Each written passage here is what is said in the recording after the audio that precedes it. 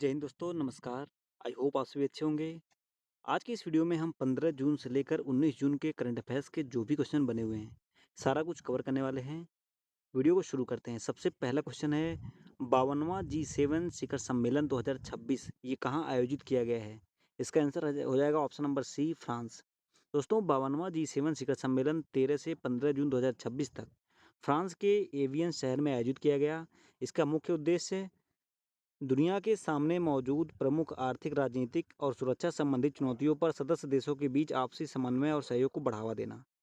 जो केंद्रित क्षेत्र हैं, इस बैठक के दौरान वैश्विक भागीदारी, विकास, आर्टिफिशियल इंटेलिजेंस, आर्थिक स्थिरता, भू राजनीतिक चुनौतियां जैसे विषयों पर चर्चा की गई।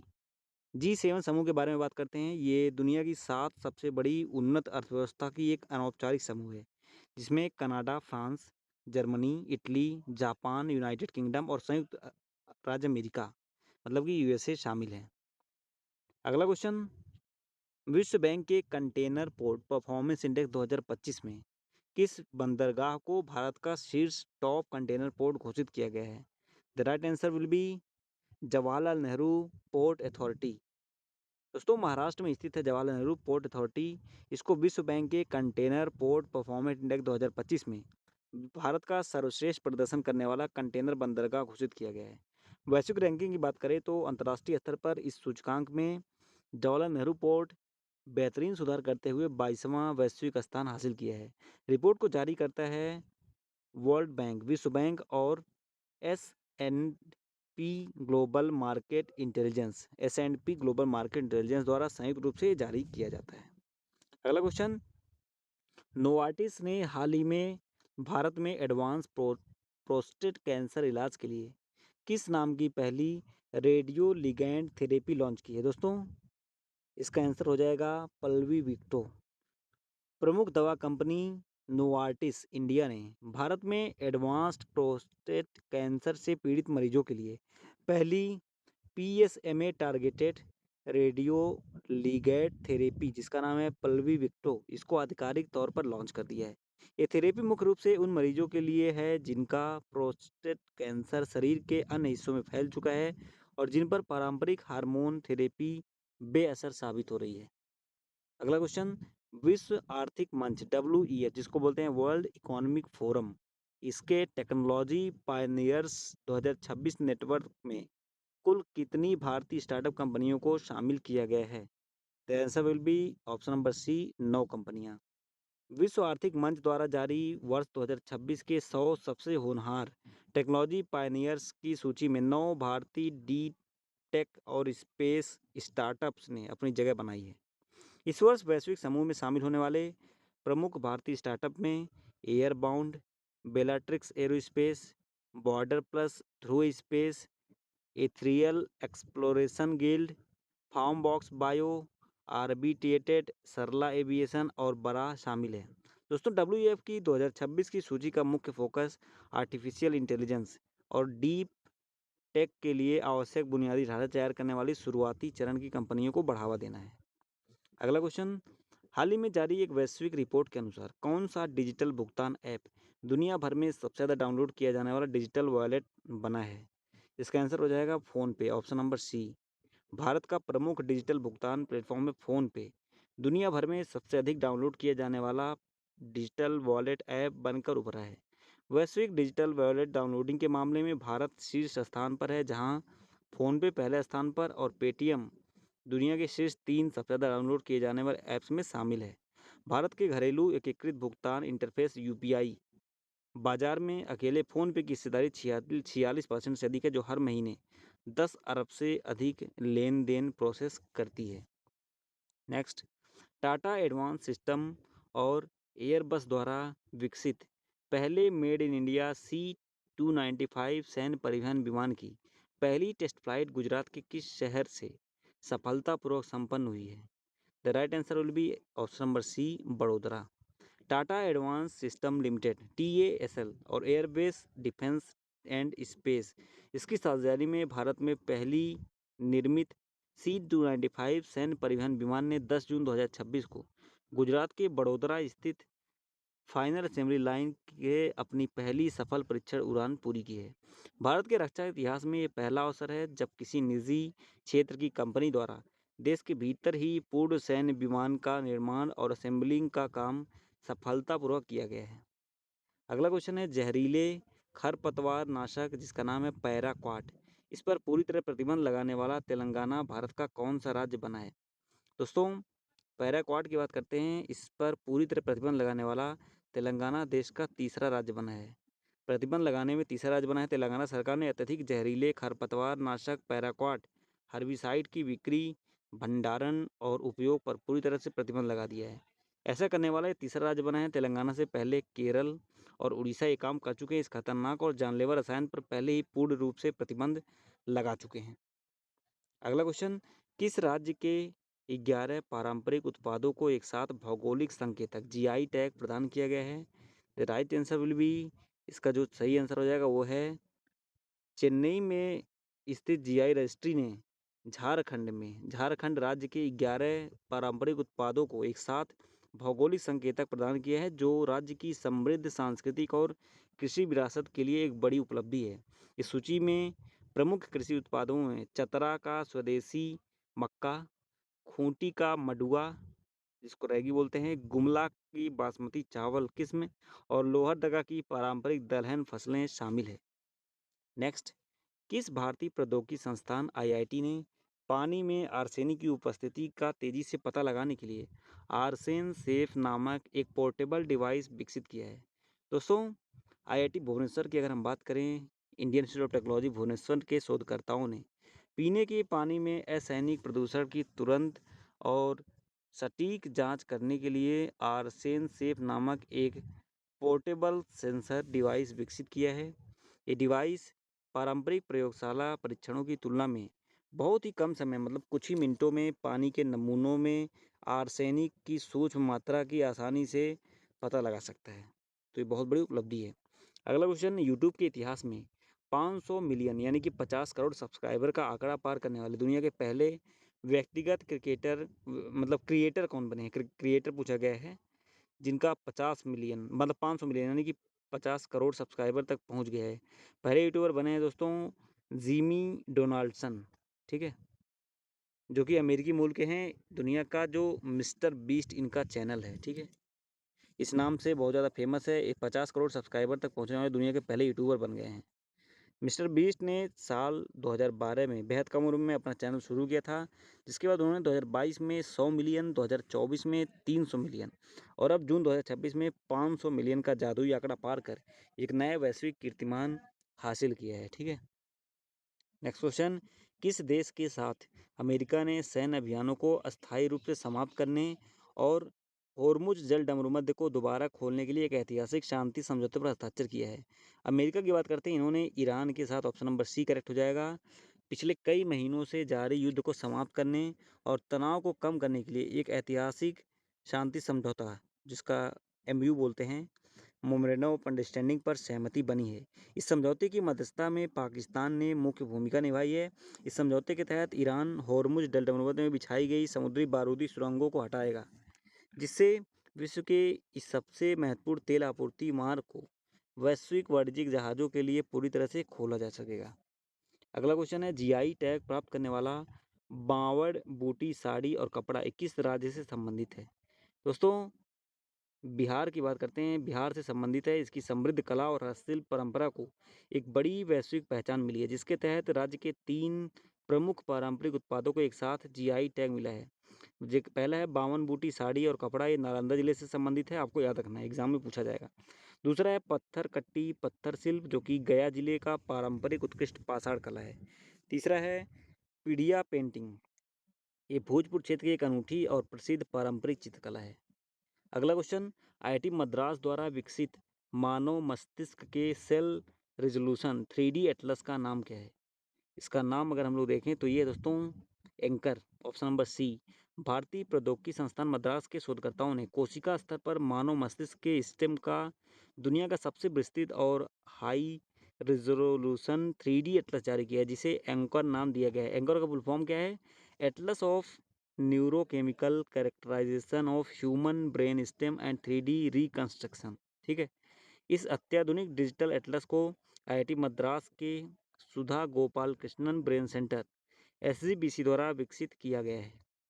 हमारा अगला क्वेश्चन, जून 2026 में भारत सरकार ने RBI और SBI reserve bank of India और स्टेट बैंक ऑफ इंडिया के केंद्रीय बोर्ड में गैर कार्यकारी निदेशक के रूप में किसे नामित किया है? दोस्तों, संजय लोहिया की अगर हम बात करें तो ये नामित हुए हैं। केंद्र सरकार ने वित्तीय सेवा विभाग DFS के सचिव संजय लोहिया को भारतीय रिजर्व बैंक और स्टेट बैंक ऑफ इंडिया दोनों के केंद्रीय बोर्ड में गैर कार्यकारी निदेशक के रूप में नामित किया है। संजय लोहिया ने पूर्व सचिव नागराजू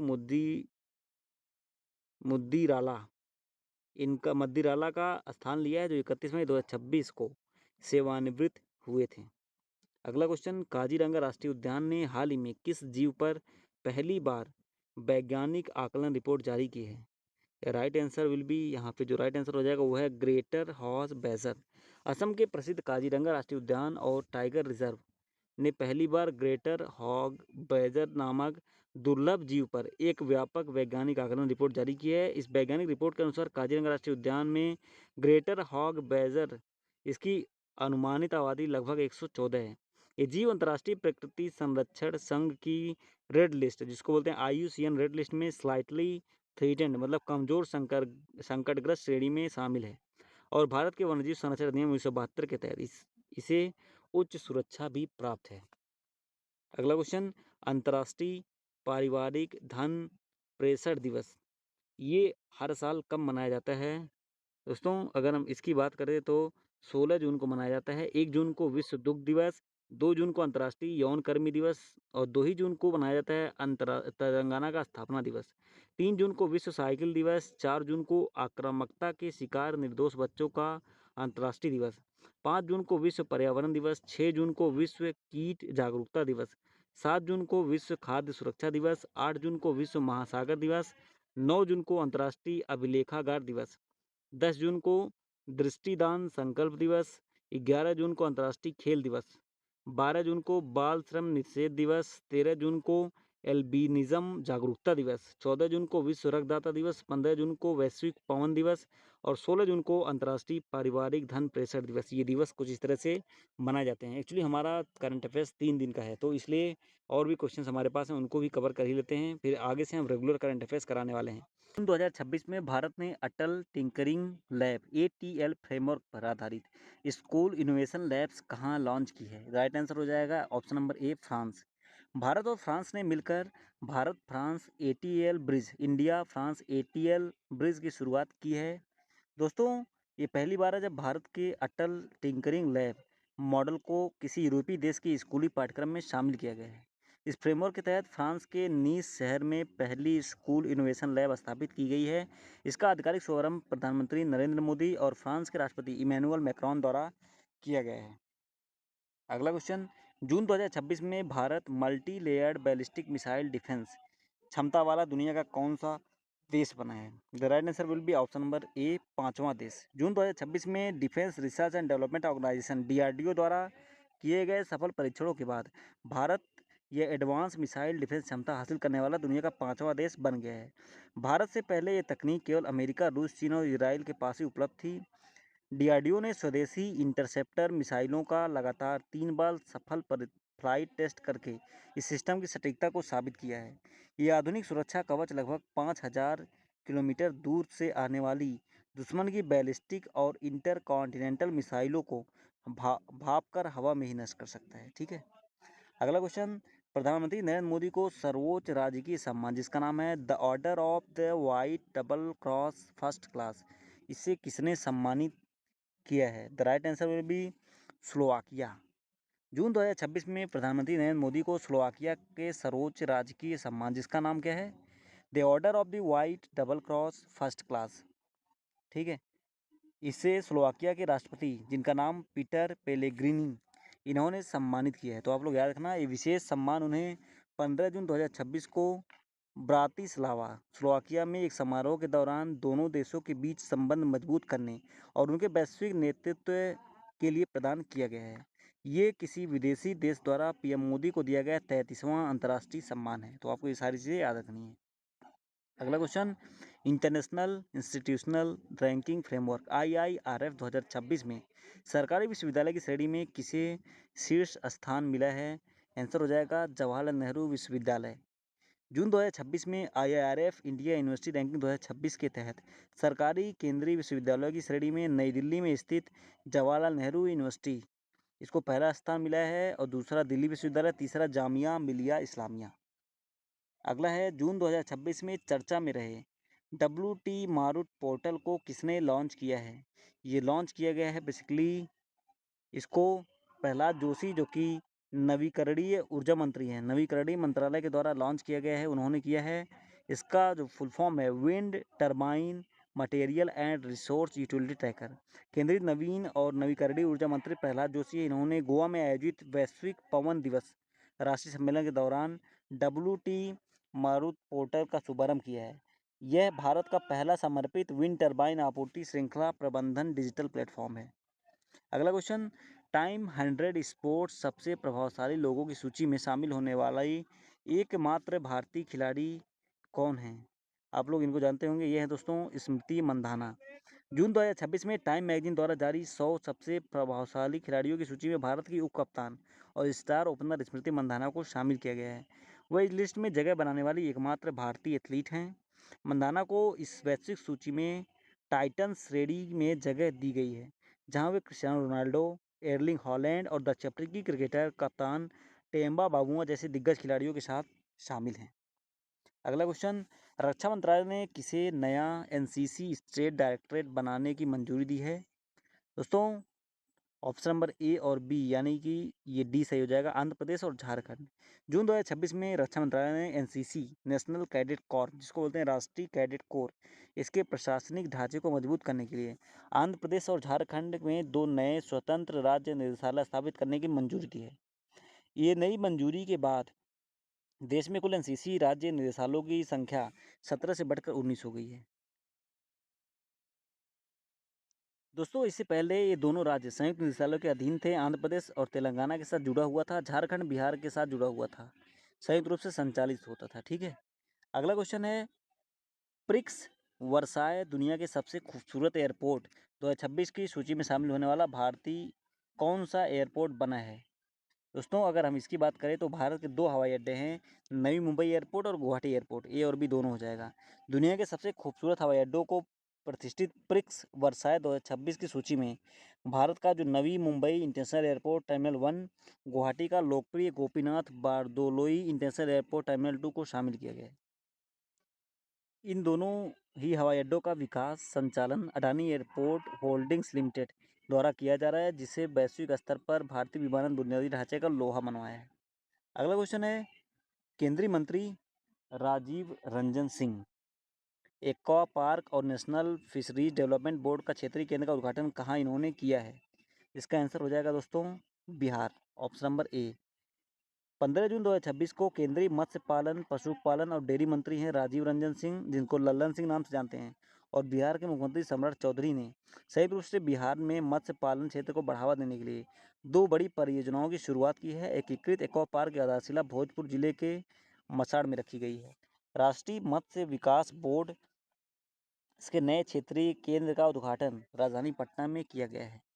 अगला क्वेश्चन, कनाडा, फिलीपींस और आइसलैंड की 3 वैश्विक कहानियों के साथ 19वें Mumbai international film festival MIFF 2026 की शुरुआत ये कहाँ पे हुई है?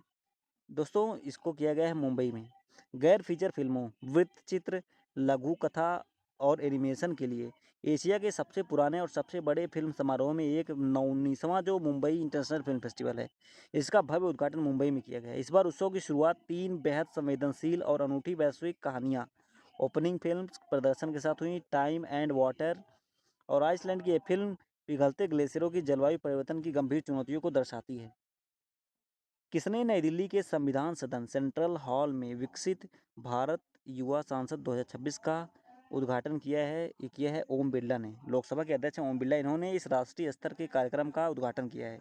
नई दिल्ली के ऐतिहासिक संविधान सदन पुराने संसद भवन के सेंट्रल हॉल में इसका आयोजन किया गया है। इस कार्यक्रम में युवा मामले और खेल मंत्रालय के मंत्री हैं उनके द्वारा और लोकसभा सचिवालय के सहयोग से आयोजित किया गया। देश के युवाओं को लोकतांत्रिक प्रक्रियाओं, शासन और नीति निर्माण से जोड़ना ताकि वे विकसित भारत 2047 के लक्ष्य में भागीदार बन सकें। भारत ने किस वर्ष तक 155 गीगावाट पवन ऊर्जा क्षमता हासिल करने का लक्ष्य निर्धारित किया है? इसका आंसर हो जाएगा 2035। Option number B. केंद्रीय नवीन एवं नवीकरणीय ऊर्जा मंत्री हैं प्रहलाद जोशी। इन्होंने जून 2026 में गोवा में आयोजित ग्लोबल विंड डे विश्व पवन दिवस सम्मेलन के दौरान इस लक्ष्य की जानकारी दी। 2030 तक का 100 गीगावाट, 2035 तक का 155। भारत की वर्तमान स्थिति पवन ऊर्जा क्षमता 56.1 गीगावाट से अधिक हो चुकी है। इस क्षमता के साथ भारत दुनिया का चौथा सबसे बड़ा पवन ऊर्जा बाजार बन चुका है। अगला क्वेश्चन है, किस राज्य के पारंपरिक स्वदेशी वाद्य यंत्र सारिंदा को भौगोलिक संकेतन यानी कि जियोग्राफिकल टैग जीआई टैग प्रदान किया गया है? इसका जो राइट आंसर हो जाएगा वो है दोस्तों त्रिपुरा। ऑप्शन नंबर सी। ये वाद्य यंत्र को आधिकारिक तौर पर त्रिपुरा सारिंदा वाद्य यंत्र के नाम से जीआई टैग मिला है। सारिंदा है क्या? ये त्रिपुरा की एक लोक संगीत परंपरा का एक बेहद खास तंतु वाद्य यंत्र है। इसे लकड़ी के एक ही टुकड़े के अंदर से खोखला करके बहुत ही मजबूती से तराशा जाता है, जिसे गज बो की मदद से बजाया जाता है। अगला क्वेश्चन है, टाटा और एयरबस ने किस राज्य में पहले मेड इन इंडिया C295 सैन्य परिवहन की टेस्ट फ्लाइट इसका परीक्षण किया है? इसका जो राइट आंसर है दोस्तों वो है दोस्तों गुजरात। गुजरात के बड़ोदरा में किया गया है। लास्ट क्वेश्चन है, विश्व मरुस्थलीकरण एवं सूखा रोकथाम दिवस मतलब कि World Day of Combat Desertification and Drought ये कब मनाया गया है? इसका राइट आंसर हो जाएगा 17 जून। इस दिवस को मनाने का उद्देश्य बढ़ती हुई मरुस्थलीकरण, भूमि क्षरण और सूखे की गंभीर समस्या के प्रति वैश्विक स्तर पर जन जागरूकता को बढ़ाना है। यूएनजी यूनाइटेड नेशन जनरल असेंबली संयुक्त राष्ट्र महासभा ने आधिकारिक तौर पर दिसंबर 1994 में एक प्रस्ताव पारित किया था। हर साल 17 जून को इस दिवस को मनाने की घोषणा भी की थी। पहला विश्व मरुस्थलीकरण दिवस 17 जून 1995 को मनाया गया था। दोस्तों आई नो ये वीडियो थोड़ी सी लंबी हो गई है, जो कि 15, 16, 17, 18, 19 ये 5 दिन के करंट अफेयर्स में कवर हैं। ठीक है, तो आगे से डेली बेसिस पे आपको एज यूजुअल चैनल पे वीडियो मिलेंगे।